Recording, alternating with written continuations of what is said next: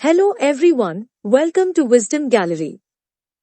हम एक बार फिर विजडम क्विज की सीरीज में एक रोचक क्विज बेस्ड वीडियो लाए हैं। देखिए, ज्ञान बढ़ाइए। डिस्क्रिप्शन में दिए गए सवालों के माध्यम से कुछ सवालों के जवाब दीजिए और डिजिटल सर्टिफिकेट पाइए।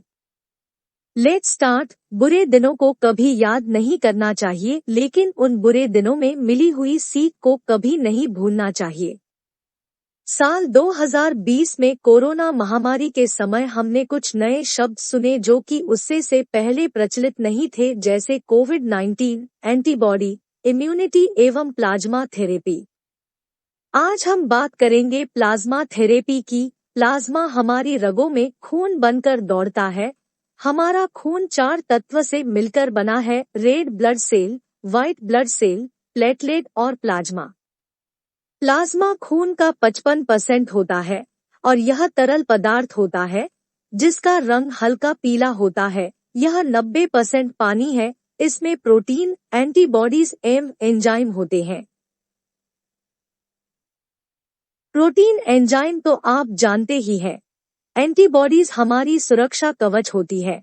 जब भी कोई नया पैथोजन या वायरस हमारे शरीर पर हमला करता है तो ये एंटीबॉडीज उसका विरोध करती है और हमारे शरीर को बचाती है। इन्फेक्शन रोकने के लिए यह नई एंटीबॉडीज बनाती है जो कि उस खास पैथोजन को डिस्ट्रॉय या इनेक्टिवेट करने का काम करता है। अब सवाल है, प्लाज्मा थेरेपी क्या होती है? जब भी शरीर पर किसी नए पैथोजन का इन्फेक्शन होता है तब हमारी इम्यूनिटी ऐसी एंटीबॉडी बनाती है जो उस पैथोजन को मार देती है और व्यक्ति स्वस्थ हो जाता है।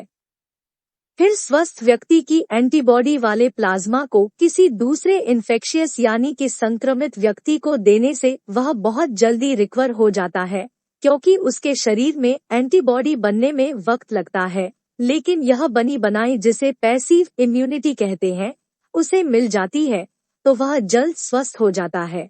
उसे कोवलेसेंट प्लाज्मा थेरेपी कहते हैं। कोरोना के समय प्लाज्मा थेरेपी का तरीका।